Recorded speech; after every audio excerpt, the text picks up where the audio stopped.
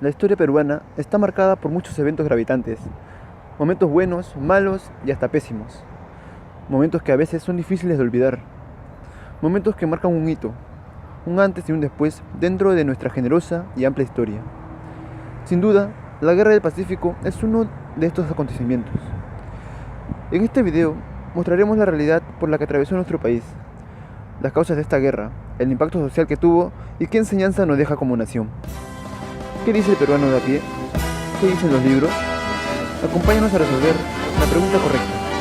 ¿Por qué perdimos la Guerra del Pacífico?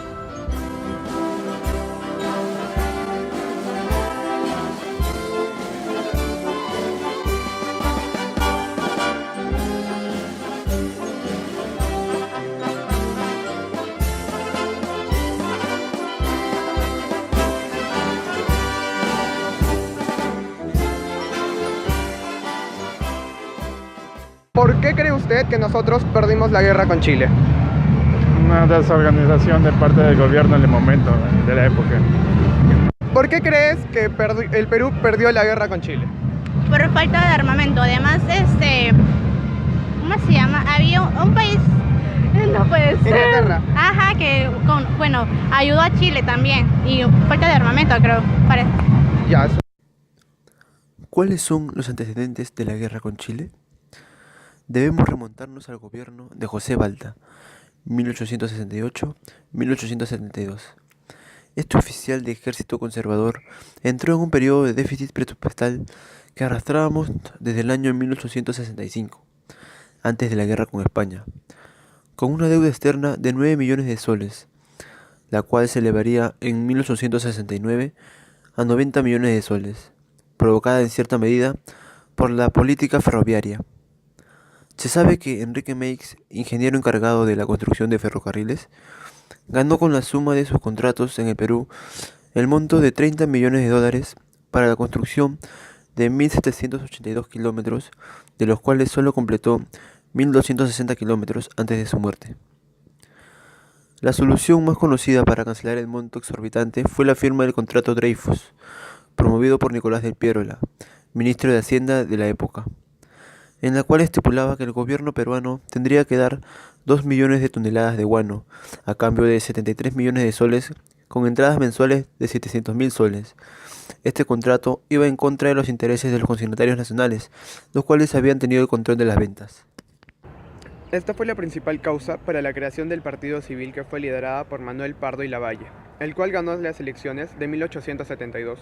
Mantuvo una postura distinta de los otros gobernantes, pues sabía que el guano era finito, y es por eso que la solvencia económica debía ser diversificada. Sabía que el presupuesto había sido mal distribuido, además que en la élite había una tendencia al sobreconsumo. Según él, el Perú consumía 3 veces más del extranjero de lo que producía, una condición que, según sus propias palabras, no podía ser. La solución que pensó más viable fue utilizar las ganancias del guano en ferrocarriles, que aparte de traer modernidad, esta podría comunicar las regiones y también fomentar la industria nacional para depender menos del exterior. Otra idea fue la de la reducción de la burocracia militar. En palabras de Pardo, Perú quiere obras públicas en vez de 15.000 soldados. Se reestructuraron las Fuerzas Armadas, convirtiéndolas en un ejército más pequeño y especializado. Entretanto, los ingresos del guano estaban disminuyendo en el año de 1869 en 35%, de 4 millones a 2 millones en 1875. Se luchó por el refinanciamiento, pero no se logró. Practicó una política de austeridad, la cual se basó en parar la construcción de ferrocarriles, además de disminuir 3/4 el ejército e implementar nuevos impuestos.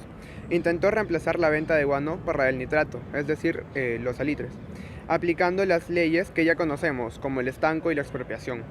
Estas, muy aparte de fracasar, irían formando el recelo y la antipatía en el sur del Perú.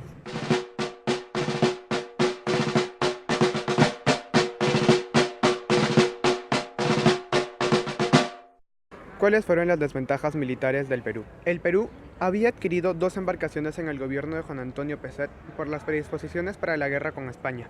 En su época, con el total potencial, pero en el año 1871, Chile manda a construir en Inglaterra los 2 barcos blindados de 3.650 toneladas, Cochrane y Valparaíso, después llamada Blanco Encalada, y una cañonera de 950 toneladas llamada Magallanes. Los motivos que se presumen podrían ser 3, descartándose uno. El primero se basa en las tensiones entre Chile y Argentina por la Patagonia. El segundo es dejar de tener el tutelaje peruano en el aspecto naval. Y el tercero cuenta como una posible agresión de parte del Perú por parte de sus barcos blindados. Esta última se desmiente por el hecho de que al llegar Independencia y Huáscar se quedaron 1 año y medio en las costas chilenas, cuando Chile era aliado frente a España. En el presupuesto de 1873-1874, el Congreso proclamó una ley para la compra de 2 barcos blindados, pero Pardo canceló esta acción. Basadre trata de explicar este hecho desde una carta de Mario Ignacio Prado en 1880, que dice que el presidente Pardo tuvo que invertir 4 millones de pesos en el orden público por las conspiraciones de Pierola en vez de dar a cumplir la ley que autorizaba la compra de embarcaciones superiores a las chilenas. Basadre le increpa a Pierola el desasosiego nacional, la falta de orden, pero menciona que el orden no fue comparable al que tuvo que enfrentar Echenique en 1854. Castilla en 1856 y Peset en 1865, que debió priorizarse los pequeños sacrificios a confiarse ante la alarmante fuerza naval chilena.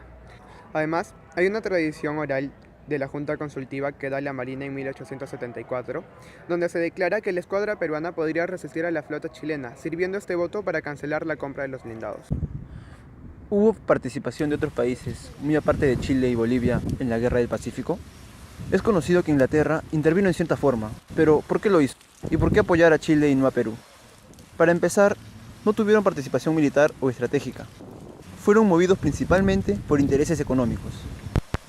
Entre las razones más conocidas está que a Gran Bretaña le convenía que Chile tuviera la soberanía sobre Tarapacá y Atacama, porque les acomodaba la política liberal que Chile les brindaba, que el estatismo e intervencionismo que el Estado peruano había expresado entre 1873 y 1875.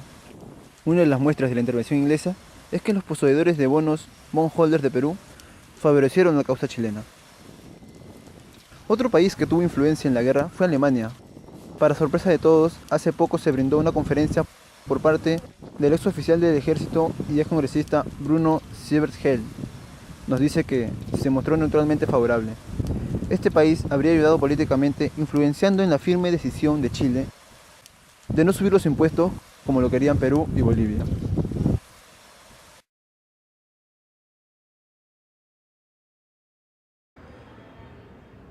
La guerra mostró nuestro peor lado como nación, nuestra desorganización política, las brechas sociales y el convulsionado momento económico por el que atravesamos. Esta es una herida abierta que ha trascendido a través del tiempo, de generación en generación. Una historia que ha sido alimentada desde diversas perspectivas, pero que al final nos lleva al mismo horizonte y nos dice una vez más que si un país no se conforma como nación, está destinado al fracaso. El trabajo de nuestra generación es el de romper los lazos de revanchismo arcaicos, rencores y rivalidades para darle paso al desarrollo común en pro de una sociedad más democrática y justa, para poder así unir esta historia que nos une y separa a la vez, fortalecer los lazos de confraternidad y conformarnos como países prósperos para un futuro mejor. Que Arica no se rinde y pelearemos hasta quemar el último cartucho.